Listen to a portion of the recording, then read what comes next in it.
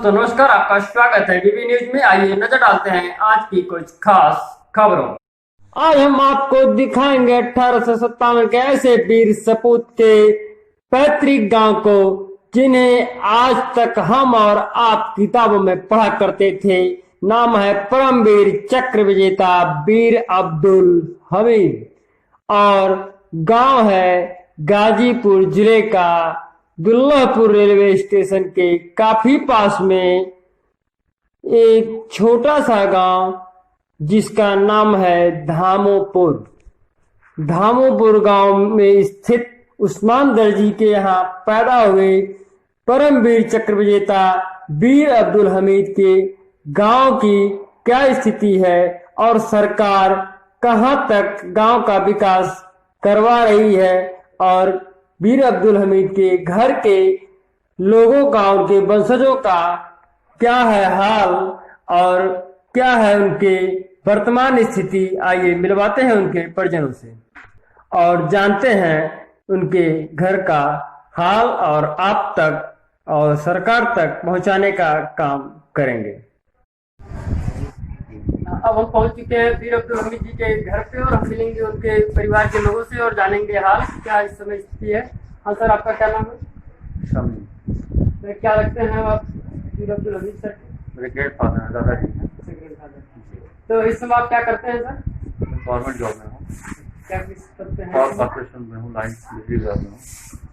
और इस समय क्योंकि हम लोग पहली बार आए हैं आपके यहाँ, तो इस जो हम लोगों के लिए इतना त्याग किए आपके ग्रैंडफादर, आपके दादाजी, तो इस समय सरकार भी कुछ गांव पे या इनके क्षेत्र पे या परिवार पे कुछ ध्यान दे रही है कि नहीं? दादी हमारी दुनिया में रही है और दादी से उस समय कार्यक्रम वगैरह पास होता था। कोई हॉस्पिटल का नहीं पड़ा हुआ है, प्राथमिक स्वास्थ्य केंद्र और एक सरकारी टेबल लगे यहाँ पे है और बाकी वैसा कुछ विकास नहीं हुआ जो विकास होना चाहिए। इस समय सरकार के प्रतिनिधि कोई कब के आए हैं? कब इसके पहले कोई आया था कुछ हाल लेने या कहीं से भी कोई जानकारी लेने के लिए? दादी जी के डेथ के बाद ऐसी कोई प्रतिनिधि। कब डेथ हुई थी दादी जी की? दादी की डेथ कुछ अगस्त में, 2019 को। जी। उसके बाद से अभी तक कोई यहाँ कोई नहीं। घर भी बहुत पुराना है। ये घर मुझे लगता है कि उसी जमाने का बना हुआ है। हाँ, घर भी अभी करीब 50 साल हो चुके हैं, दादी जी के हाथ से बनाया हुआ है। काफ़ी जर्जर हो गई है, इसमें हम लोग रह रहे हैं। जी हाँ, क्योंकि गवर्नमेंट एक बार आश्वासन भी दी थी, राज्य सरकार, इसके आवास की मरम्मत के लिए कुछ बजट पास किया जाएगा, वो भी बजट पास है। कब ये आश्वासन मिला था आपको? ये आश्वासन मिला था सपा गवर्नमेंट में, इससे पहले जो गवर्नमेंट है। जी। तो किसके द्वारा आश्वासन मिला था कि घर की माननीय श्री पाल यादव जी पार्क पे आए थे हमारे कार्यक्रम में 10 सितंबर को।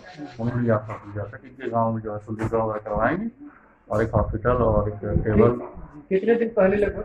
ये करीब उससे पहले जो सरकार की सपा गवर्नमेंट थी, इससे पहले सरकार जो थी उस समय, हाँ 5 साल से 3-4 साल पहले। उसके बाद फिर दोबारा कोई दोबारा इसके बाद जो है सिर्फ हॉस्पिटल बना और एक टेबल बना। घर इधर पीछे से देख लेते हैं, इधर दिखा देते हैं। तो हम चाहेंगे कि आप थोड़ा सा पार्क में भी चल के दिखा सकते हैं हम लोग, बाहर से हम लोग देखे हैं अभी। घर आइए थोड़ा सा घर भी दिखा दिया जाए। डॉक्टर लग रहा है ना।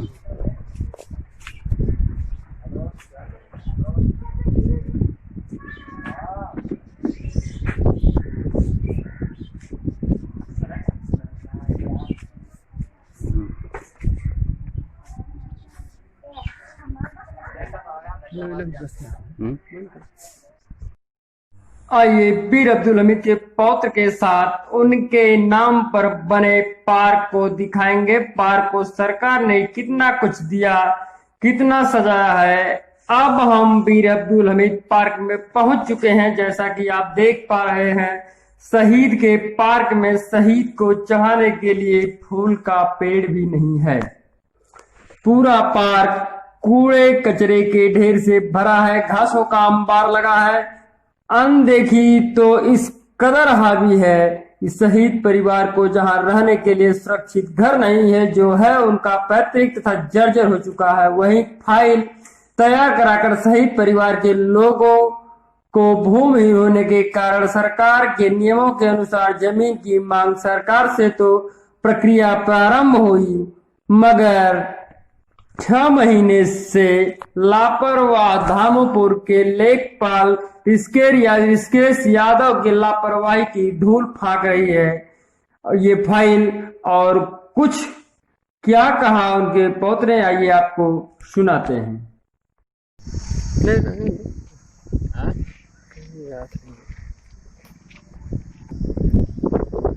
सर, अपना पूरा परिचय देते हुए, और आप हम लोगों के आदरणीय, हम लोगों के अनुकरणीय माननीय वीर अब्दुल हमीद जी के परिवार से हैं, और आप अपना परिचय देते हुए आप क्या लगते हैं उनके पूरा, और हम लोगों को उनके बारे में कुछ बताएं।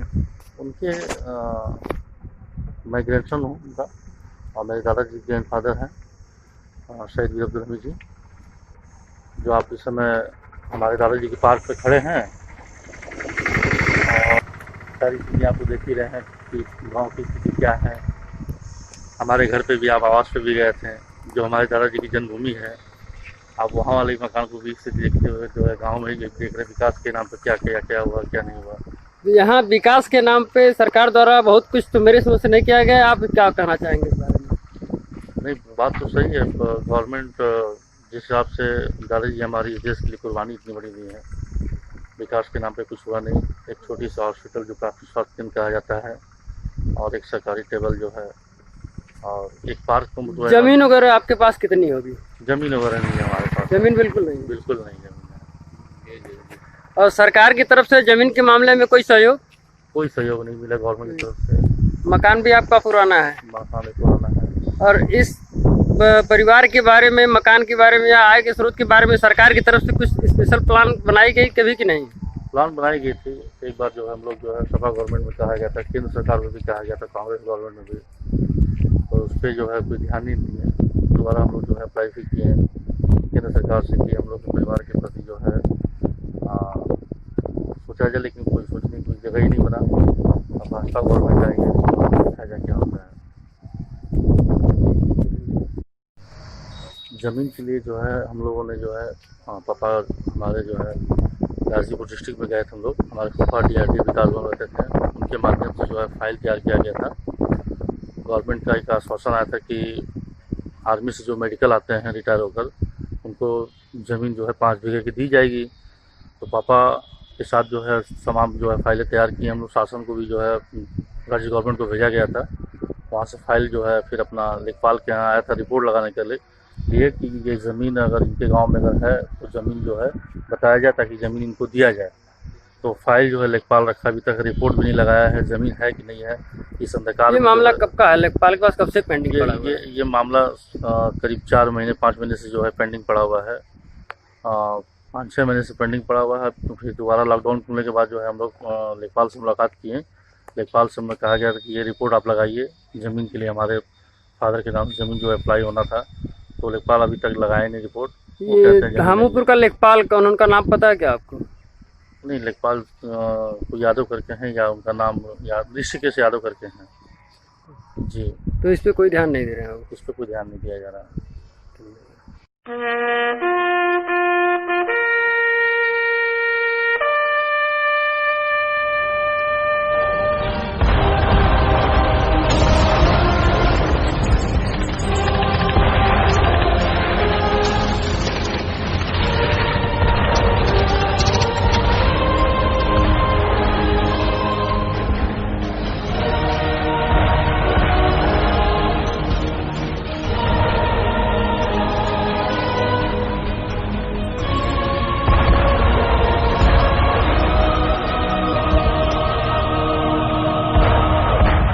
ये साल था 1965, जब कश्मीर में मिली शिकस्त की शर्मिंदगी झेल रहे पाकिस्तान ने एक बार फिर हिंदुस्तान के खिलाफ जंग शुरू करने की हिमाकत की थी।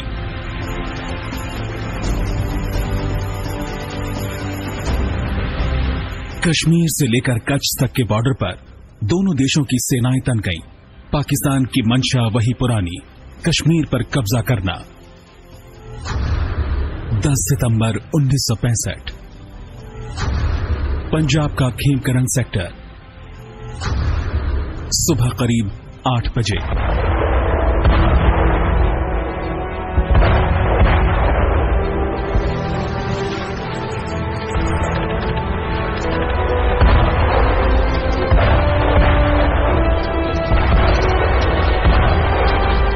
चीमा गांव से पहले भिकीविंड रोड पर पाकिस्तान ने टैंकों से हमला बोल दिया।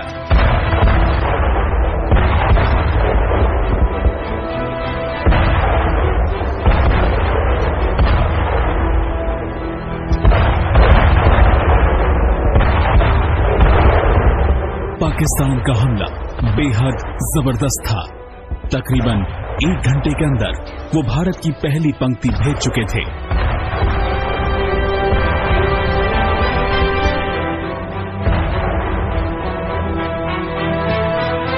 यहां 4 ग्रेनेडियर्स तैनात थे। 8 सितंबर 1965 को भी ये योद्धा पाकिस्तान के हमले को नाकाम कर चुके थे।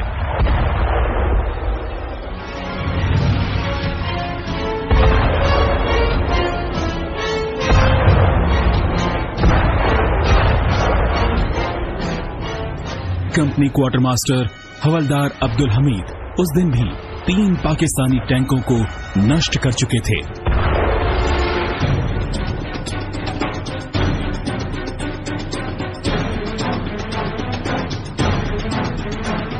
लेकिन 10 सितंबर को हुआ हमला बहुत तगड़ा था। 1 घंटे के अंदर ही 4th ग्रेनेडियर की पहली पंक्ति को दुश्मन भेज चुका था। उस वक्त लड़ाई में पाकिस्तान का पलड़ा भारी नजर आने लगा था।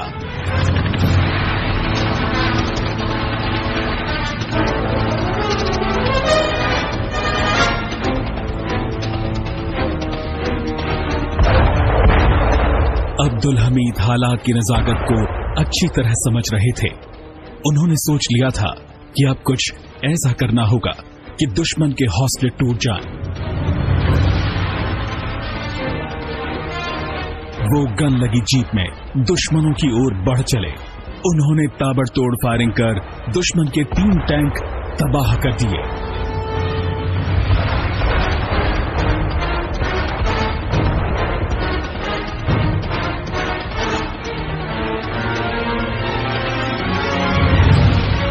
इसके बाद उन्होंने 4थे टैंक को भी नष्ट कर दिया। जब वो 5वें टैंक को नष्ट करने की कोशिश कर रहे थे, तब तक दुश्मन उन्हें देख चुका था और अब्दुल हमीद की ओर भारी गोलाबारी शुरू हो गई।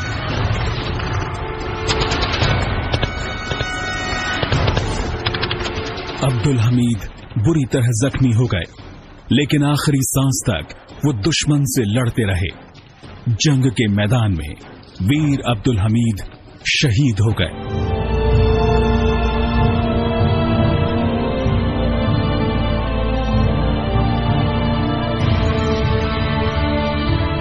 कंपनी क्वार्टर मास्टर हवलदार अब्दुल हमीद ने जिस तरह की बहादुरी दिखाई, उसने दुश्मन के पैर उखाड़ दिए। पाकिस्तान के M48 पैटर्न टैंकों की साख की हवा निकाल दी। अब्दुल हमीद ने अपने अकेले दम पर पाकिस्तान के 7 टैंक उड़ा दिए।